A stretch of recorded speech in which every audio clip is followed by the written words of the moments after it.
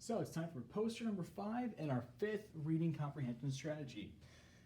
Today, we're going to be talking about making connections. Now, connections are an easy thing to do.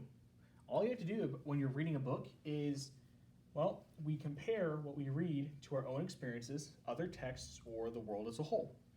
There are 3 kinds of connections. We have text to, so this is the book we're reading, text to self, all plugged into the same board.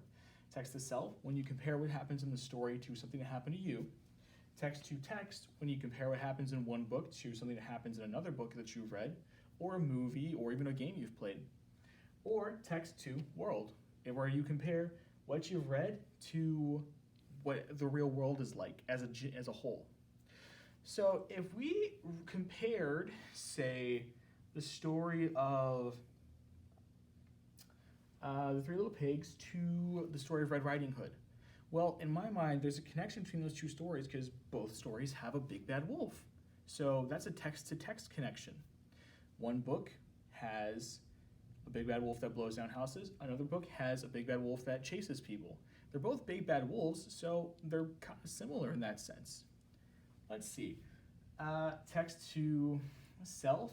Well, if we want to make a connection between text to self, what if we thought of a book like, well, Lily's Purple Plastic Purse? When I was little, Lily really liked school, and when I was little, I really liked school too.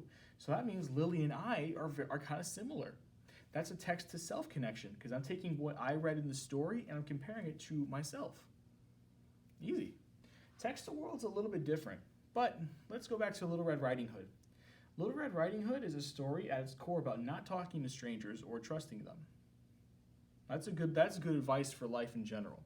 So that's a text-to-world connection, because you never know if a stranger could be someone nice, like the huntsman who helped her out, or someone mean like the wolf. So it's best to don't talk to strangers unless an adult tells you that they're okay and they're safe. That's a text-to-world connection. Okay, there is a strategy song for this one, and it's sung to the tune of Mary Had a Little Lamb. So let's try this one together. Follow my finger.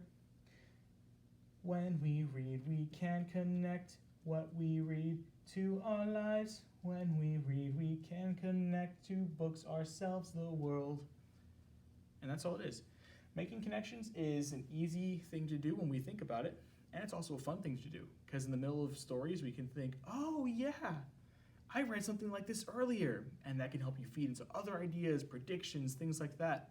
So connections is an easy thing for us to try to work on, and I encourage you, in the books you're reading today, maybe try making connections. Think, has anything like this happened in another story I've read? Has anything like this happened to me?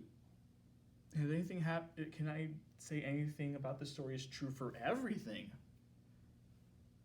Give it a try. I hope you have a good day.